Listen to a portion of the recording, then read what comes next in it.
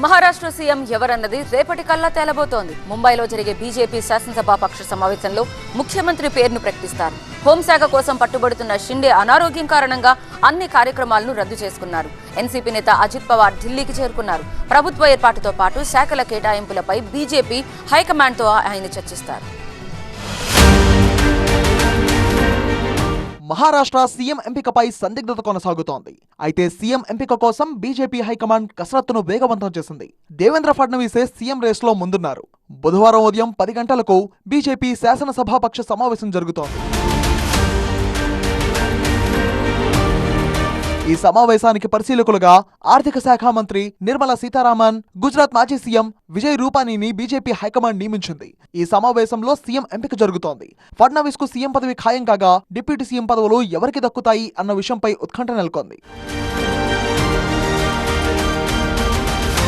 మరోవైపు సీఎం పదవిపై నిర్ణయాన్ని ప్రధాని మోదీ, అమిత్ షాకు వదిలేసిన ఏక్నాథ్ షిండే హోంశాఖపై మాత్రం పట్టు వేయటం లేదు. ఇవాళ జరగాల్సిన మహాయుతి కూటమి సమావేశం అనూహ్యంగా వాయిదా పడింది.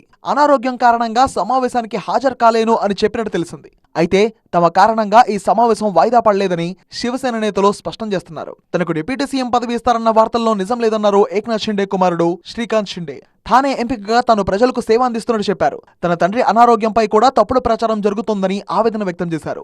మహారాష్ట్ర అసెంబ్లీ ఎన్నికల ఫలితాలు 10 రోజుల క్రితం వెలువడ్డాయి. అయినప్పటికీ ప్రభుత్వ ఏర్పాటు ఆలస్యం కావడంపై విపక్షాల నుంచి విమర్శలు వెల్లువెత్తాయి. సీఎం పదవి కోసం తొలుత పట్టుబట్టిన షిండే ఇప్పుడు కీలక శాఖల కోసం డిమాండ్ చేస్తున్నారు. అందువల్లే కొత్త కేబినెట్ కొలువు తీరడానికి ఆలస్యమవుతోంది. గత మహాయుతి ప్రభుత్వ రిపోర్ట్ కార్డ్ అమిత్ షా దగ్గర ఉంది. ఆ రిపోర్ట్ కార్డు ఆధారంగానే కూటమిలోని పార్టీలకు మంత్రి పదవులు దక్కబోతున్నాయి. అజిత్ పవార్ పూర్తిగా బీజేపీ వైపు మొగ్గు చూపడంతో షిండేకు నానా ఆగచాట్లు తప్పడం లేదు.